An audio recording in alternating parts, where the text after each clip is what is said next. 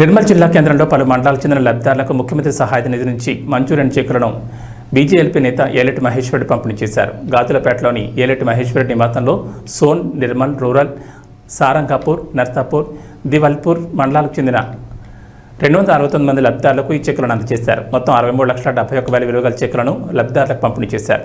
ఈ సందర్భంగా ఏలెట్టి మహేశ్వర్ రెడ్డి మాట్లాడుతూ నిర్మల్ నియోజకవర్గంలో సీఎం రిలీఫ్ ఫండ్ కోసం సుమారు 1000 దరఖాస్తులు వచ్చాయని తెలిపారు. వాటిలో నుంచి 585 మంది లబ్ధిదారులకు చెక్కులు మంజూరయ్యాయని తెలిపారు. ప్రస్తుతం మండలంలో 269 మంది లబ్ధిదారులకు అందజేసినట్లు తెలిపారు. రాబోయే 10 రోజుల్లో పెండింగ్లో ఉన్న పూర్తి దరఖాస్తుదారులకు మంజూరు చేస్తానని హామీ ఇచ్చారు. అదేవిధంగా నిర్మల్ నియోజకవర్గంలో ఉన్న అన్ని సమస్యల పరిష్కారానికి కృషి చేస్తానని తెలిపారు. ఈ కార్యక్రమంలో ఆయా మండలాల బాధ్యులు, బీజేపీ నాయకులు తదితరులు పాల్గొన్నారు.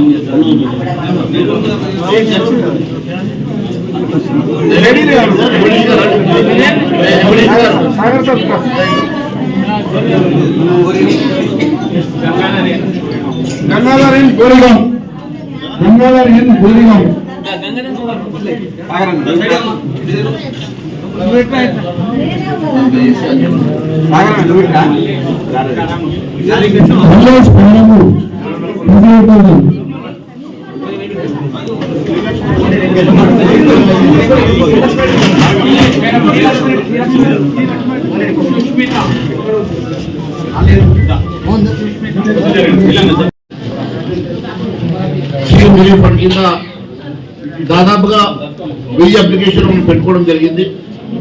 దాంట్లో నుంచి ఈరోజు 580 మందికి మంజూరు వచ్చినాయి. మిగిలిన కూడా వారం 10 రోజుల్లో మంజూరు ఇస్తాం. ఈరోజు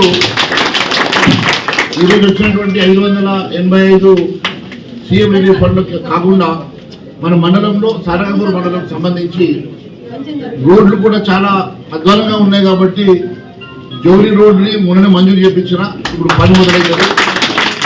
జోలి టు చించోలి అది కూడా మొన్న మంజూరు చేయించిన. జామ్ నుంచి మహావీర్ తండా ఒకటి, జామ్ నుంచి దుర్గానగర్ తండా కూడా ఇప్పుడు రోడ్లు మంజూరు చేయించడం జరిగింది.